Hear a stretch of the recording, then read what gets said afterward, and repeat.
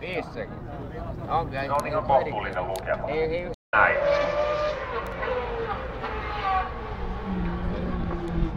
Kyllä täytyy sanoa, että vaikkei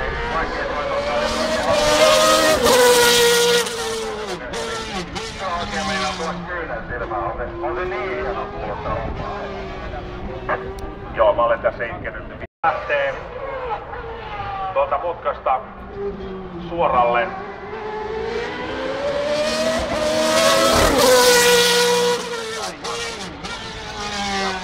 Hurjilla pauteella.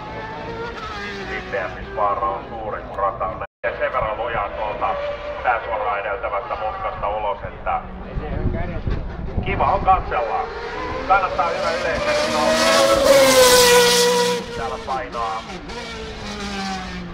vuoden 2003 Ice Frenchenin aikanaan ajama Arrows.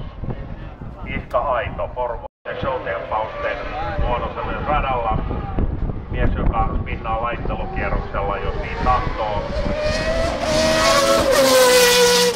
Suorituksia kilpailussa ollaan Räikkösen vasalta nähty ja niitä varmasti riittää. Ihan hulluuteen asti mies ei kuitenkaan ryhdy, ne oli nuoruusvuosien juttu.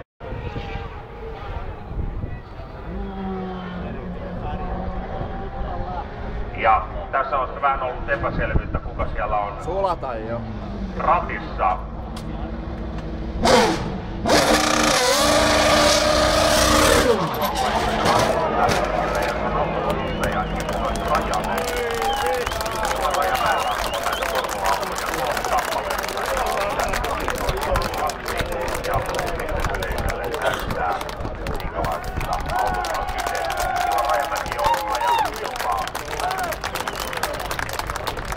Ja näin kuulen sitten jostain puhelimesta, että Rajamäki on ajanut ulos.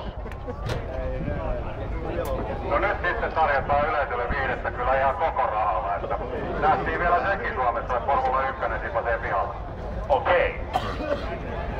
Näetkö itse yhtään tilannetta, mikä on? En valitettavasti tästä näe.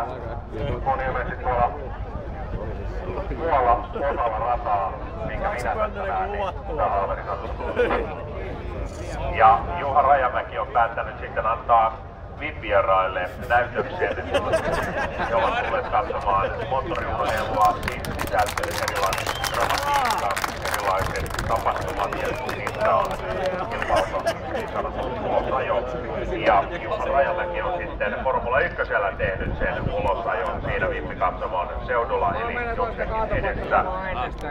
Ja siinä on sitten porukalla ollut ihmeteltävää varmasti.